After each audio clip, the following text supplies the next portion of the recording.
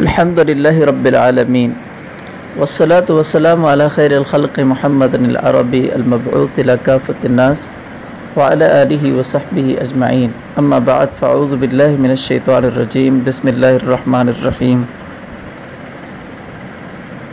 القارعہ ما القارعہ وما ادراک ما القارعہ صدق اللہ العظیم۔ تمام مرد و خواتین سے درخواست ہے کہ درود شریف پڑھ لیں۔ اللہم صلی علی محمد وعلی آل محمد کما صلیت علی ابراہیم وعلی آل ابراہیم انک حمید مجید۔ اللہم بارک علی محمد وعلی آل محمد کما بارکت علی ابراہیم وعلی آل ابراہیم انک حمید مجید۔ رب اشرح لی صدری ویسر لی امری واحلل عقدۃ من لسانی یفقہوا قولی۔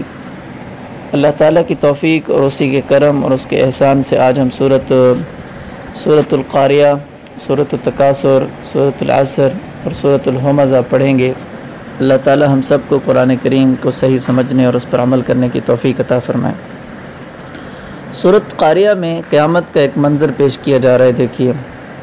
بسم اللہ الرحمن الرحیم القاریہ، یاد کرو وہ واقعہ جو دل دہلا کر رکھ دے گا۔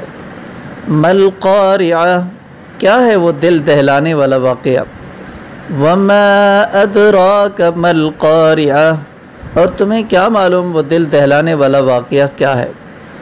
یوم یکون الناس کالفراش المبثوث، جس دن سارے لوگ پھیلے ہوئے دانوں کی طرح ہو جائیں گے، پھیلے ہوئے پروانوں کی طرح ہو جائیں گے، فراش۔ وَتَكُونُ الْجِبَالُ كَالْعِهْنِ الْمَنْفُوشِ، اور پہاڑ دھنکی ہوئی رنگین اون کی طرح ہو جائیں گے۔ فَأَمَّا مَنْ ثَقُلَتْ مَوَازِينُهُ، اب جس شخص کے پلڑے وزنی ہوں گے، فَهُوَ فِي عِيشَةٍ رَاضِيَةٍ، تو وہ من پسند زندگی میں ہوگا۔ وَأَمَّا مَنْ خَفَّتْ مَوَازِينُهُ، اور وہ جس کے پلڑے ہلکے ہوں گے، فَأُمُّهُ هَاوِيَةٌ، تو اس کا ٹھکانہ ایک گہرا گڑھا ہوگا۔ وَمَا أَدْرَاكَ مَا هِيَ، اور تمہیں کیا معلوم وہ گہرا گڑھا کیا چیز ہے؟ نَارٌ حَامِيَةٌ، ایک دہکتی ہوئی آگ۔